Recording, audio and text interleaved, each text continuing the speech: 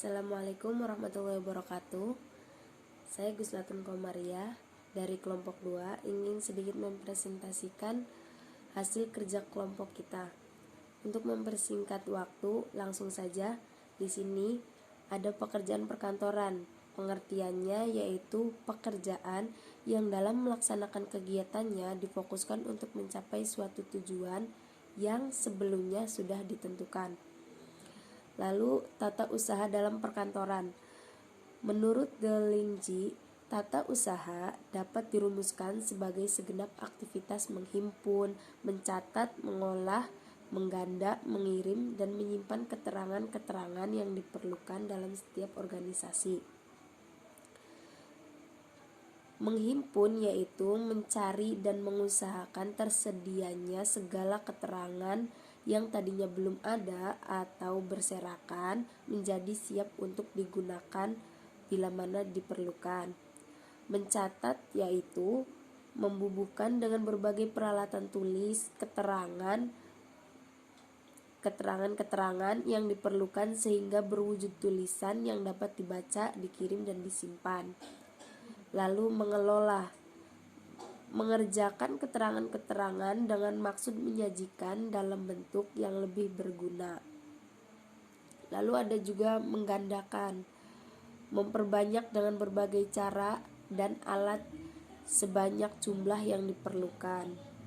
Ada juga mengirim, menyampaikan dengan berbagai cara dan alat dari satu pihak ke pihak yang lain.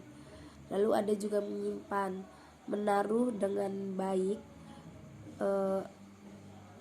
dan menaruh dengan berbagai cara dengan baik dan alat di tempat tertentu yang aman dan baik. Lalu ada ciri utama tata usaha dalam pekerjaan perkantoran. Yang pertama yaitu bersifat pelayanan, dan yang kedua merembes ke segenap bagian dalam organisasi, dan yang ketiga yaitu dilaksanakan oleh semua pihak.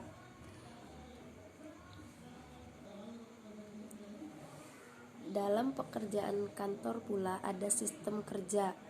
Sebuah sistem yang baik memiliki karakter antara lain yang pertama yaitu sistematis, fungsional, sederhana, fleksibel, dan adaptif. Selain itu ada juga produk-produk perkantoran. Kesuksesan sebuah perusahaan sangat ditentukan oleh hal-hal kecil yang menunjang kegiatan operasional perusahaan tersebut. Contohnya alat tulis antara lain pena, pensil, penghapus, dan lain sebagainya. Selain itu juga ada peralatan kerja kantor. Bukan kantor namanya kalau tidak ada peralatan kantor di dalamnya. Keberadaan peralatan kantor bukanlah hanya untuk sekedar kebutuhan sekunder atau hanya sekedar pemanis di dalam ruangan saja. Namun peralatan kantor tersebut antara lain meja, kursi, rak buku, lemari, dan lain sebagainya. Ada juga lingkungan kerja kantor. Lingkungan yang baik akan membuat para pekerja merasa nyaman. Jika pekerja atau karyawan merasa nyaman dalam bekerja, bisa dipastikan produktivitas akan meningkat dan sangat baik. Tugas dan persyaratan manajer, sekretaris, dan administrasi. Yang pertama, tugas dan persyaratan manajer. Tugasnya manajer yang pertama yaitu menjamin sumber daya kantor digunakan secara efisien dan efektif, menjamin bahwa sumber daya memadai dan tersedia. Lalu yang ketiga, menyiapkan anggaran dan estimasi, menegakkan sistem dan prosedur kantor, lalu mengatur perekrutan, seleksi, dan pelatihan personil, dan lain sebagainya. Persyaratan menjadi seorang manajer yaitu yang pertama, kemampuan berdelegasi. Yang kedua, keterampilan teknik. Yang ketiga, konseptusi. Yang selanjutnya, kepemimpinan, keterampilan memotivasi, keterampilan membuat keputusan, keterampilan perencanaan. Lalu tugas dan persyaratan menjadi sekretaris. Tugas menjadi sekretaris yang pertama adalah menerima atau menolak tamu dengan sopan. Yang kedua, memberi dan menerima pesan baik secara langsung maupun tidak langsung. Yang ketiga, menyusun jawaban rutin untuk surat dan memorandum. Yang selanjutnya, memberi tanda baca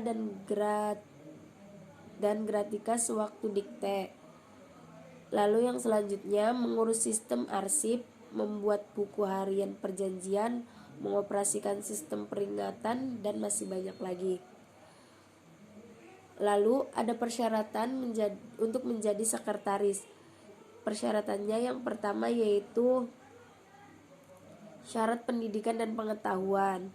Yang kedua, syarat keterampilan dan syarat kepribadian.